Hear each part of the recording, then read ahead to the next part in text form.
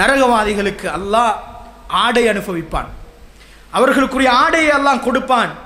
அந்த ஆடை லஹும் சியாபும் மின்னார், நெருப்பினாலான ஆடை அவர்களுக்கு அனுபவிக்கப்படும். அதான் நான் ஆரம்பத்தில் சொன்னேன், நரகத்துடைய தன்மையே நெருப்பு தான், சூடு தான்.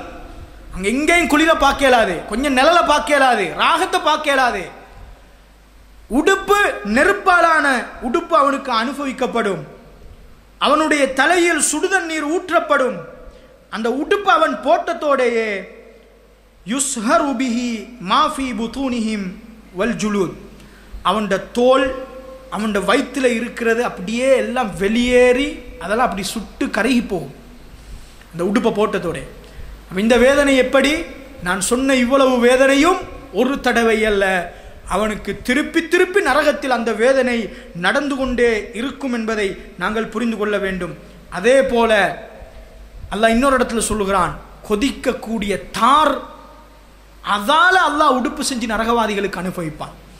அவ்வளவு பயங்கரமான கொதிக்கிற தாள காலை வச்சா அவ்வளவுதான். அதை அல்லாஹ் உடுப்பாக செய்து நரகவாதிகளுக்கு அனுபவிப்பான். அந்த அளவுக்கு நரகத்தினுடைய வேதனை மிக பயங்கரமானது. இப்படி நரகத்தினுடைய வேதனைகளை நாம் அடுக்கிக் கொண்டே போகலாம். குர்ஆனை புரட்டி படியுங்கள். கது சமி அல்லாஹு ஜுசு, தபாரக்கல்லதி ஜுசு, அம்ம ஜுசு, இந்த 3 ஜுசுக்களையும் அல்லாஹ் நரகத்தை பற்றி அடிக்கடி என்ன செய்வான்? திருப்பி திருப்பி பேசுவான்.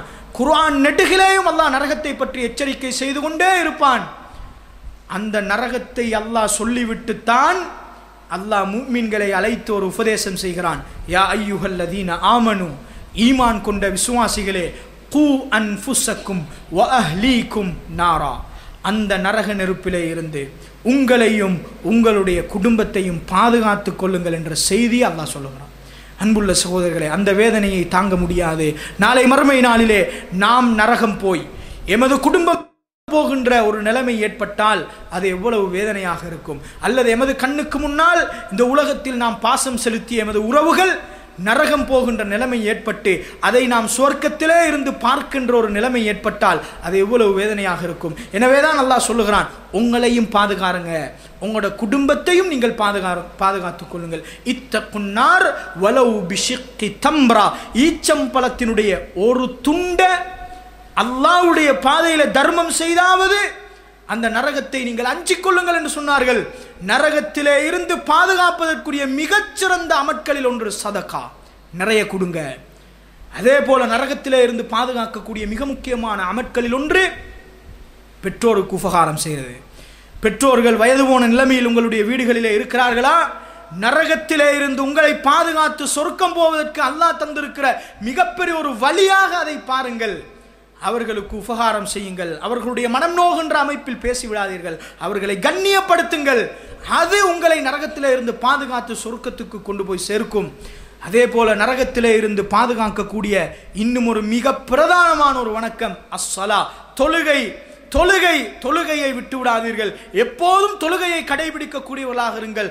தொழுகை நரகத்திலே இருந்து ஒரு மனிதனை பாதுகாக்கும். நாளை மறுமை நாளிலே சக்கர் என்கின்ற நரகத்திலே நரகவாதிகள் இருக்கிற பொழுது சுவர்க்கவாதிகள் அவர்களை பார்த்து கேட்பார்கள், மஸலக்குக்கும் ஃபீ சக்கர், இந்த சக்கர் என்கின்ற நரகத்தில் நீங்கள் ஏன் நுழைந்திருக்கிறீர்கள், ஏன் இதில் வேதனை அனுபவிக்கிறீர்கள் என்று கேட்கிற நேரம் அந்த நரகவாதிகள் சொல்லுவார்கள், காலு லம் நகு மினல் முஸல்லீன், நாங்கள் தொழக்கூடியவர்களாக இருக்கவில்லை, வலம் நகு நுத்இமுல் மிஸ்கீன், ஏழைகளுக்கு நாம் உணவளிக்கக்கூடியவர்களாக இருக்கவில்லை, நாம் இந்த உலகத்தில் அநியாயம் செய்யக்கூடியவர்களோடு, வீணாக இந்த உலகத்தை கழிக்கக்கூடியவர்களோடு சேர்ந்து நாங்கள் வாழ்ந்து கொண்டிருந்தோம், இறைவனின் கட்டளைகளை நாங்கள் புறக்கணித்தோம், பொய்ப்பித்தோம், எனவே சக்கருடைய வேதனையை நாம் அனுபவித்துக் கொண்டிருக்கிறோம் என்று நரகவாதிகள் சொல்லுவார்கள். எனவே அன்புள்ள சகோதரர்களே, தாய்மார்களே, சகோதரிகளே, நரகத்தின் வேதனை என்பது மிக கடினமானது, மிக பயங்கரமானது.